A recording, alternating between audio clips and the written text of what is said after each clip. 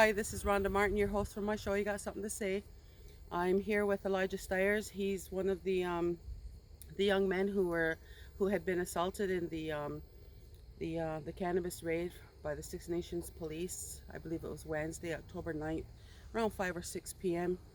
And I asked him if he'd be willing to come and share his story. And so I got Elijah here with me now, and we're just gonna hear what Elijah has to say and tell us what happened and where you were. And I had just gotten out of the car to order pizza. I was just going to go see what those guys wanted to eat, and while we were up there, we heard something hit the Impala that's out front. I ran out to see who it was or what happened, in case a customer was like there was an incident or something. He sling tackled me by my sweater, and as I was on the ground, they were jumping around celebrating, like they were telling me to not move, don't move, you're not going nowhere. This is what you've done. Like, you've done this to yourself, that kind of stuff. And then when he cuffed me, he was rather rough. He couldn't get the cuff on, so I slid my sleeves up for him, and he yelled at me to stay still. mm-hmm. And as he cuffed me, I realized the gravity of the situation, and he yanked me up and put me in the back of the cruiser. Without being read my rights or shown a warrant or anything, I was treated like I was less than. I don't know how to feel about that. Mm-hmm.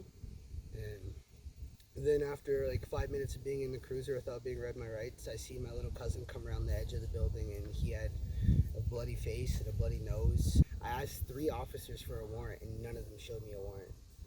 And then when we came back to the station, I had asked for the warrant again.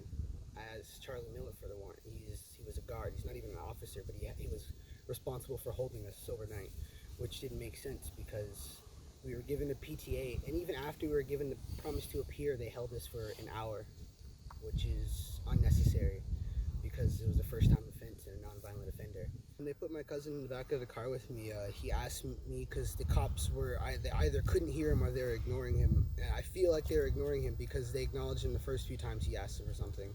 But he asked for his backpack and his Q-tips, and they said that there's an ambulance coming, and that they just left it at that. And when they got there, my cousin asked me to call my Aunt Chloe so she would know. He wanted me to call his mom so she would know he was at the hospital. Mm-hmm. The police wouldn't let me use the phone to call anybody.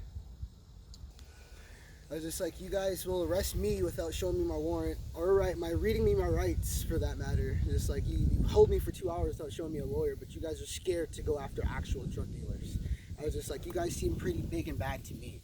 I was just like, I don't understand what the hesitation is. There's so many people down here that are poisoning the community with actual hard drugs that lead to overdoses and kill people, not weed. Like cannabis has been proven to help people with anxiety, anger issues, depression. It's a miraculous drug. There's so many uses for it. To call it a drug is almost demeaning, but anything that alters your mind is a drug. Caffeine's a drug. Alcohol's a drug. These things are legal. Cigarettes are legal. But cannabis, an actual reliable, useful medicine, is labeled a useless drug. Mm-hmm. And I don't get it.